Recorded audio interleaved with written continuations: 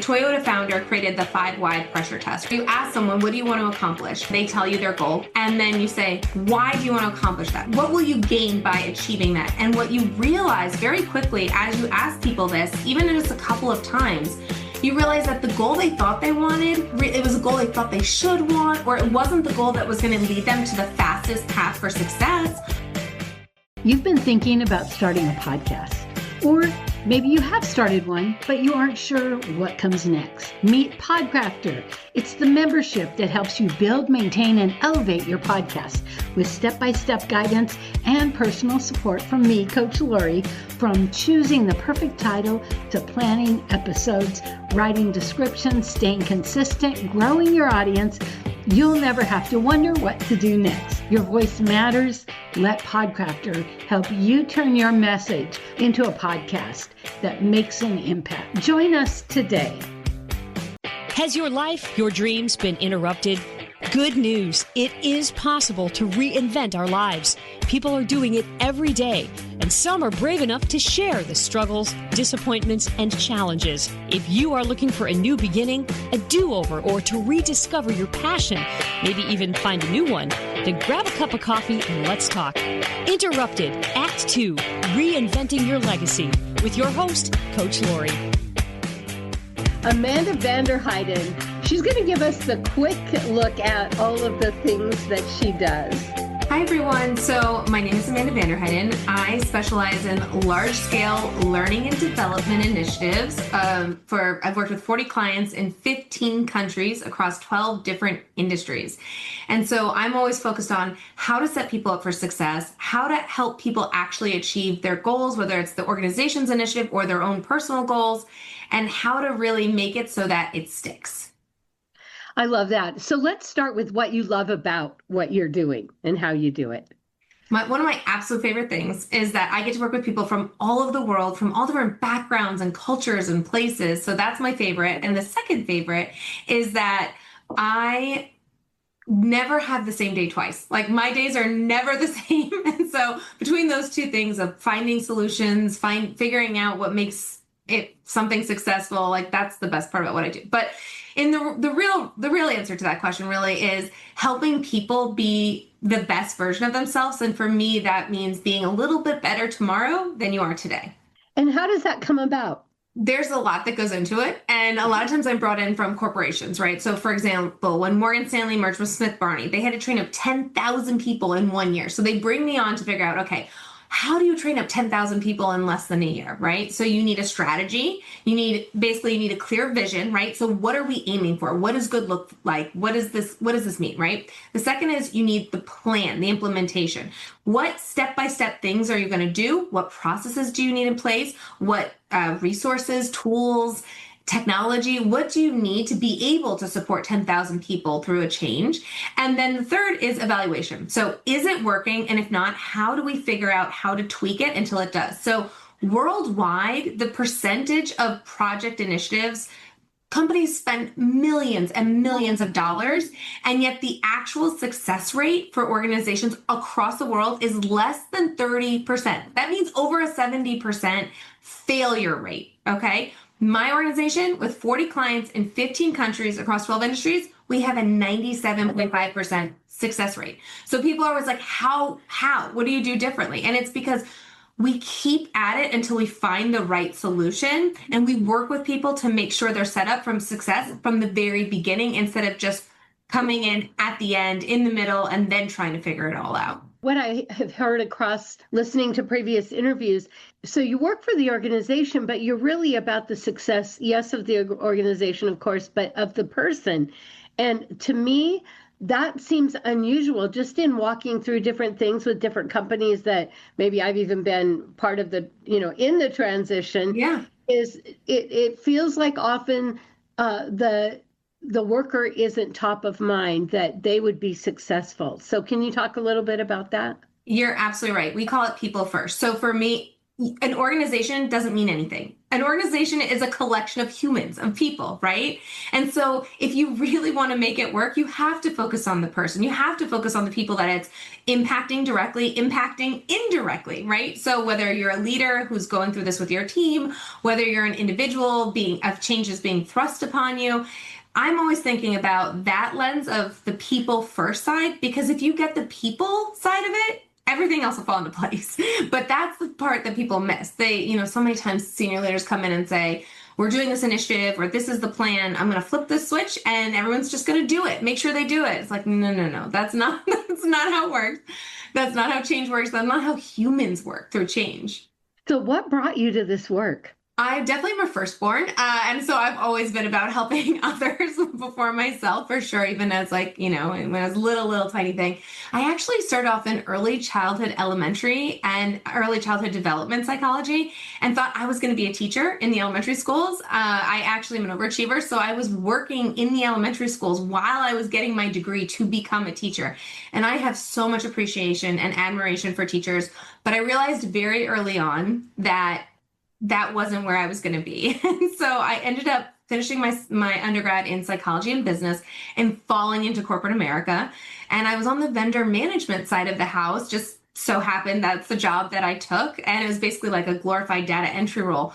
But again, it was that exposure to working with different types of people and creating processes and creating systems. And then I left the vendor side of the house. Well, I left the corporation and went to the vendor side of the house that was specializing in large scale learning development rollouts.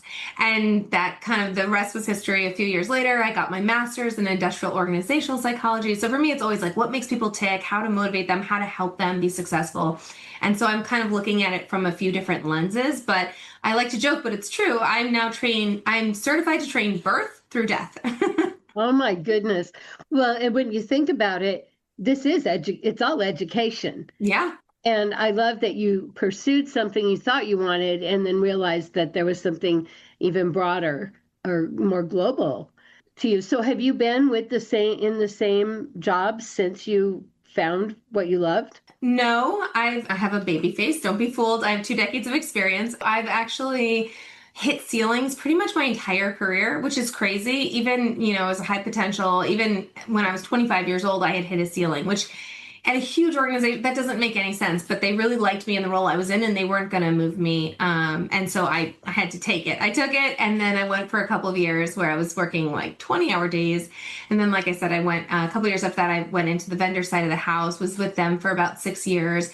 And then since then, I've been doing a lot of the best part is I get to work with people from all over the world. I work with clients from all over the world, but being a consultant allows me to do that where I embed myself in the culture, help the culture along, whatever that is. And then I want to say move on, although most of my clients, once they're with me, they're like with me for life. But that being said, so I've gotten the pleasure of working with a lot of different organizations and different sizes.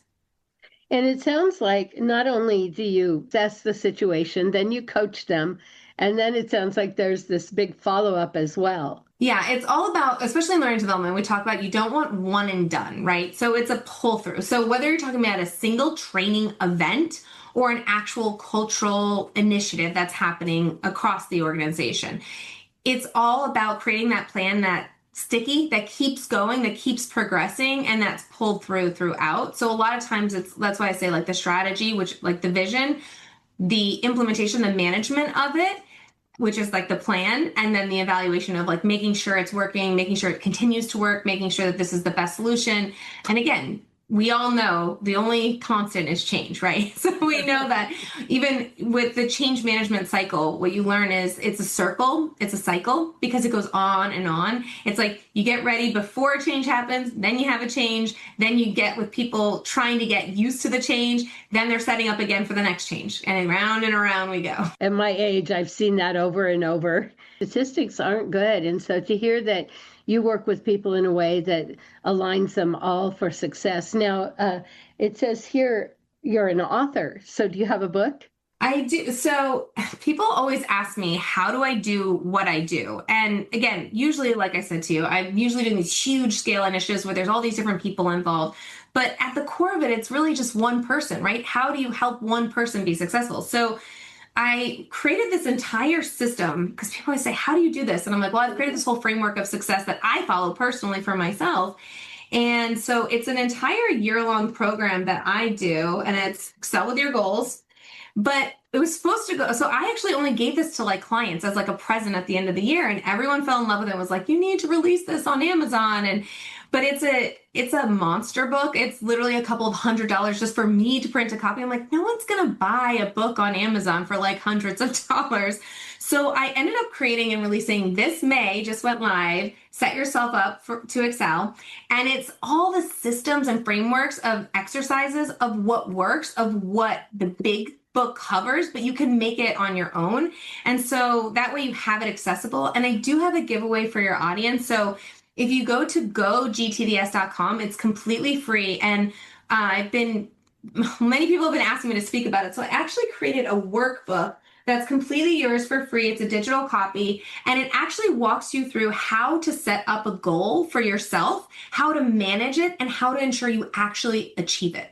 So this is completely free. It's a workbook online. Go gtds.com, because I really just want to help people be more successful. And, throughout you've talked about goal systems and goal setting. And so we kind of live in a world of shiny things, and it's so easy to get distracted. Can you talk about that? I don't even want to say versus, but that's what I think deters a lot of people from actual goals.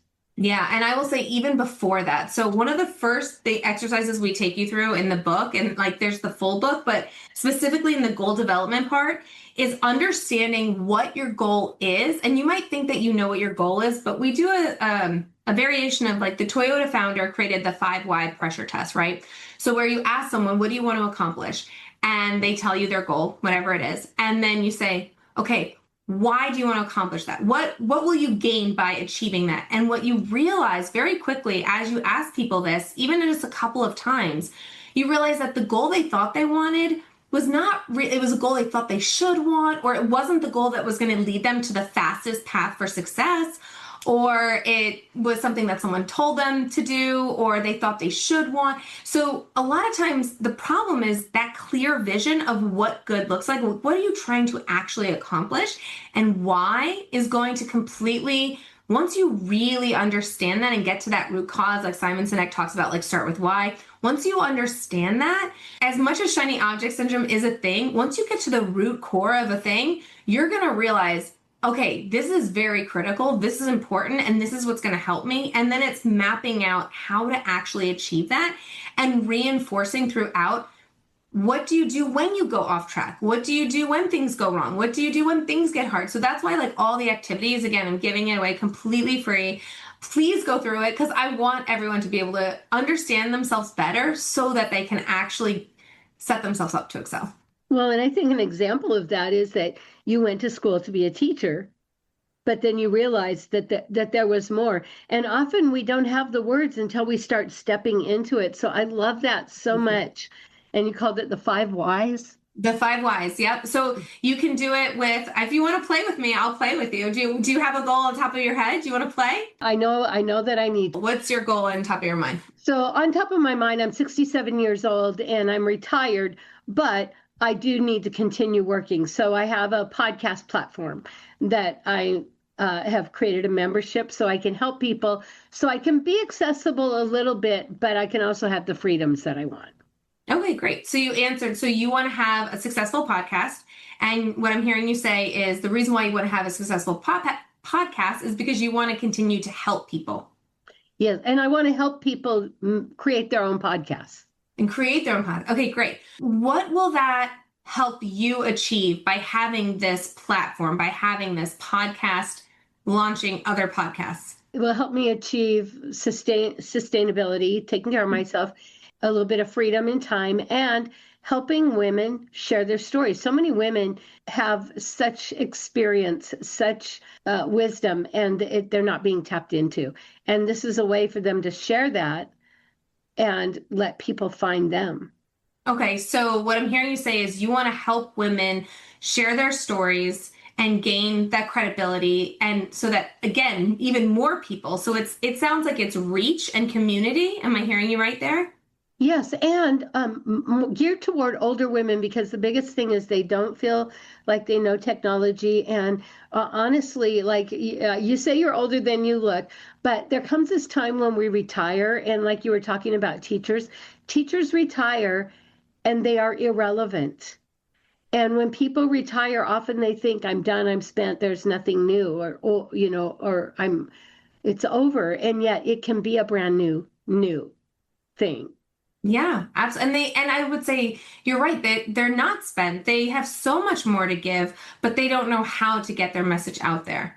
And so by you having this podcast platform, is that the fastest way for you to help the most amount of people? Yes. Yeah. Okay. Then you are at your real goal. A lot of times when I have this, you've obviously thought this through, but a lot of times when people have a goal, I want to lose 20 pounds, I want to make $1 million, I want, it hasn't been pressure tested and really thought through of, well, what is that going to actually accomplish and what's the fastest path to success, right? And so that's why we do that 5 whys exercise. I always find it better with a buddy like this, like playing off each other, hearing each other talk. I think that it's so important to have that kind of back and forth. But if you don't have someone you feel comfortable doing it, you can use the workbook. You can do it yourself, right? You can ask yourself, why do I want to accomplish this? What will I gain by achieving this, right? And do it again and again until you can't answer, until the final answer is just, that's what it is, right? Yeah. And you'll find that sometimes it takes you in a totally different direction than you thought you were going to go in. But sometimes like we got to right back to where we started from, that yes, the podcast platform is going to be Laurie's best way of helping the most amount of people and the fastest path to success for herself and for her people. So that makes sense. Now she's going to focus on how can she reach more people? What's the plan? How many episodes could again, that's why you want to make sure you have that clear vision, right? Then we talk about SMART goals. A lot of people are very familiar with SMART goals, right? Making it specific and measurable, achievable, realistic, and timely. And again, so where we would refine your goal is how many women do you want to expose this year? How many people do you want to help? How many? And then you start putting numbers to it, and then you start what we call reverse engineering. So figuring out how to get you to this goal to ensure you're successful. And there's a lot more things that I definitely go check it out because I know it'll help you actually achieve success. Yeah. And I love it that we did that, because if you would have done this with me a year ago, I wouldn't have known. I was not clear, and I have been working on it. But also, I can tell. But had it been a year earlier, it might have moved me a lot quicker to the place that I wanted to be. And so I love that so much. Well, it seems like you obviously love what you do. You are invisible in the company, but it is your company and you founded it. But I think what's really beautiful is it's really not about you. It's about the people that you help. How long ago did you start this? GTDS, Global Talent Development Solutions, was founded in 2019, and it's a collective of extraordinary consultants from all different backgrounds of what does it take to help people. And the reason why it was founded was really, I've worked with a lot of vendors. I've been a consultant in many different places. And I wanted to create opportunity, not just for consultants who are amazing at what they do and protect them and give them these amazing opportunities, but also for the clients to get the best people available in the market, to get this best solutions, et cetera. So that's why we've kind of banded together. We're a collection of consultants that specialize in different things in different fields and different industries, so that we can bring that expertise to the clients so that they can get what they need in that moment. Who is your perfect client? It's usually large organizations. Like my smallest organization I've worked with is actually 3,000 people in 5 countries. That's my little baby account. But it's usually larger organizations that are going through a big change, right? So just a few of them have been culture transformation, where we pulled through 5 core values and how do we make that stick in everyday life for people, for employees. I've done huge, systems and process changes for organizations. Now we've done technology and AI implementation, right? And adoption of how to use different tools and technology. For me, it's really, if there's a large organization going through a big change, this is how we can help them, because we have the right consultants, we have the right processes and systems to ensure everyone has what they need, because different people, different departments, they're going to need different things. And that's what's the complex part of what we do. And the fun part is trying to figure out, how do you get 10,000 different people rowing in the same direction? How do you get people from 5 different countries and cultures and languages aligned and speaking the same language? So that's the fun part about what we do. Even if in one building in one country, 5 different departments are usually not rowing together. Well, I think that is so amazing. What it made me think of is, transition. And whenever we go through something, even individually as a divorce or even empty nest or whatever, we want to look to someone to help us. And so even as an organization, you go, we're going to go through this change. We're not going to wing it. We're going to find someone that knows how to get us on track and move us through. And I love that you're like, hey, we're the one. We'll take the train through your town, whatever it takes. So I love that so much. So first of all, how can we find you again? So again, if you go to gogtds.com, it's a completely free workbook. Because again, for me, I always want to make sure that people have what they need to be successful. You can find us there on the website. And then for me personally, I love connecting with people. So if you want to reach out, I'm on LinkedIn, I'm on Facebook, although usually less on Facebook, more on LinkedIn. And so we would love to connect with you there. Awesome. And Amanda, before we go, what is it you really want us to know? The most important thing that I hope to leave you with today, right now, you're thinking, oh, I have this goal. Oh, I'm going to start it tomorrow. I'm going to go download that workbook she talked about. You have to take action, because it's great to have a thought, but until you actually put action, you go do something, do one small step forward, go download the workbook and just open it, right? Do the first exercise, because momentum will build, but it's that first step. So what a lot of people have heard from Malcolm Gladwell, is that it takes 20,000 hours to get proficient, 10,000 hours, right? To get expert level at something. But what people don't realize is it actually only takes 20 hours to get proficient in it, but the problem is that people wait to start that first hour for years. Like, you think about people for years who have said, I want to go write a book. I want to go do this thing. I want to, whatever fill in the blank it is, right? And they talk about it for years, but they don't actually do it. So please take one small step forward and just incremental improvements. You just do one step at a time, and I promise you will get in a better place tomorrow than you are today if you put one small step forward today towards your goal. That is so beautiful. And I think now more than ever, there's so much noise that it's easy to live in the I'm gonna than I am doing. So I'm the go make it happen girl, right? Like, I literally make sure that companies achieve this, that individuals achieve their goals. And I was going to start a podcast, but I talked about it for literally like 6 years. And I even found one of the original recordings I did, but I never released it. It was like years ago. And I was like, oh, no, I don't. And so then I just didn't do it. And so I just started my podcast this year. Yay! Yeah. And what's your podcast called? So it's called Let's Talk Tuesday. It's actually in honor of my grandmother. We used to go out and schmooze and go out to lunch and talk about business and life and everything. And so it's conversational. It's the first year, so it's still getting its sea legs, but it's so fun for me to connect with people, right? And all different types of people. So I would love to have you as a guest. Like, I've done this a couple times where we cross-pollinate. So if you're interested, I'll send you the details. I would love that. And it's much more conversational. But it's all about starting and getting better over time. Okay, so I wrote the book. It's kind of funny. Like, I did the very short version of it, but I realized, like, I was getting ready to go live with putting the big book on Amazon. I was like, no one's going to buy this. Like, it's hundreds of dollars. Like, no one's going to understand. But like, it just didn't make sense. And so I called it book 0 is really what I was lovingly referring to. I had to travel to a client in Dallas, and I like locked myself in a hotel room, and I like poured it out, basically, because again, I've been living it for 7 years. Like, people talk about it takes years to write their book. I poured it out in like 2 days, but it was in a hotel room. But again, I've been living and breathing it for 7 years. And then I worked with an editor, refine, all that good stuff. But when I was working with the editor, she was like, you're nowhere in this book. And I mean, it was my voice, and and I was like, yeah, it's not about me. It's about them. Like, I want to help people. And she's like, yeah, but you're the author. They have to understand a little bit about you. So it's like, oh. So she made me put in some stuff about kind of like a high level overview of myself and a few pictures and stuff.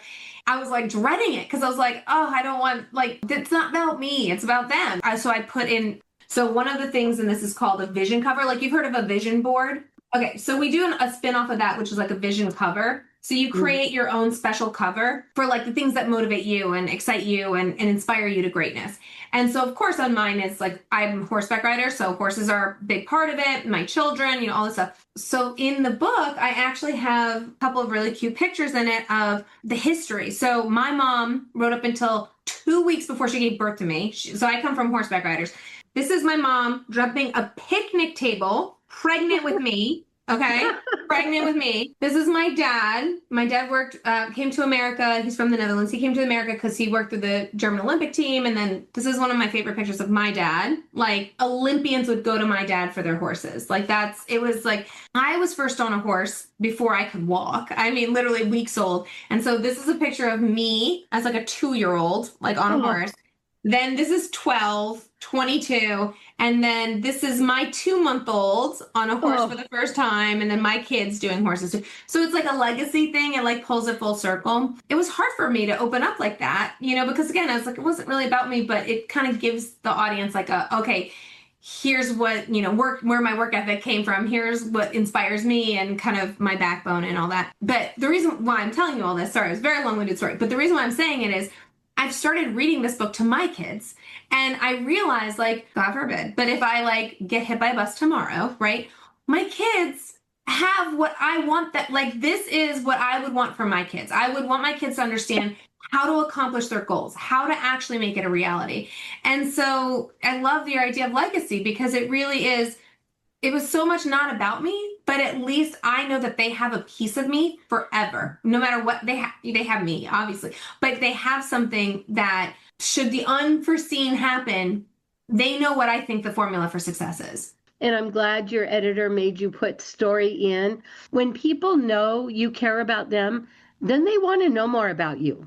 Yeah. I have the opposite problem. I have to remind myself to add myself back into it. Yeah. Because for me, I just want to make it about people, right? And so, and my author literally was like, you have to talk about it. I'm like, no, why would I talk about myself? This is not for me. And they're like, but why should they listen to you? It's like, okay, I get it. I get it. Yeah. You're setting people up for success. And right now in the world, there's so many programs of people telling you what to do, but they're not setting people up for success. They're saying, I did this, and if you do it, you will have success, but they're not willing to do that one-on-one. How do I connect with you to help you actually be a success versus here, go be successful? Yeah. Because you need people like, so one of the things I do, I fight for people. Like that's how I look at my role. Like organizations bring me in, they're like, we're paying you. And I was like, I get it, but I'm not going to take your money if it's not going to actually help your people. It's like I can't tell you how many times people have come to me and said, my people need time management training. 95% of the time, never a time management issue. It's usually a leadership issue, a communication issue, a vision issue. It's rarely a time management issue. But the problem is a lot of organizations will spend a lot of money and say, I'm going to pay you all this money, teach my people time management. And then people say, and organizations say, okay, I'll teach your people time. Instead of I push back and I'm like, wait a second, why do we think, right? 5 pressure tests. Why do we think that you need time management? What are we finding? Is this a symptom? Is this the root problem? Like, what are we trying to solve for here? Because if you zoom out like that, a lot of times you're going to see that what they think that they need is not actually what's going to move the needle. I love that so much. Well, Amanda, thank you so much. It's so enjoyed talking to you. Thank you so much. If you love this podcast, here's a big ask. Will you share with your friends and family, subscribe, give us a review, and a 5-star rating so that others looking to reinvent their lives will be able to get the help they're looking for? Thank you in advance.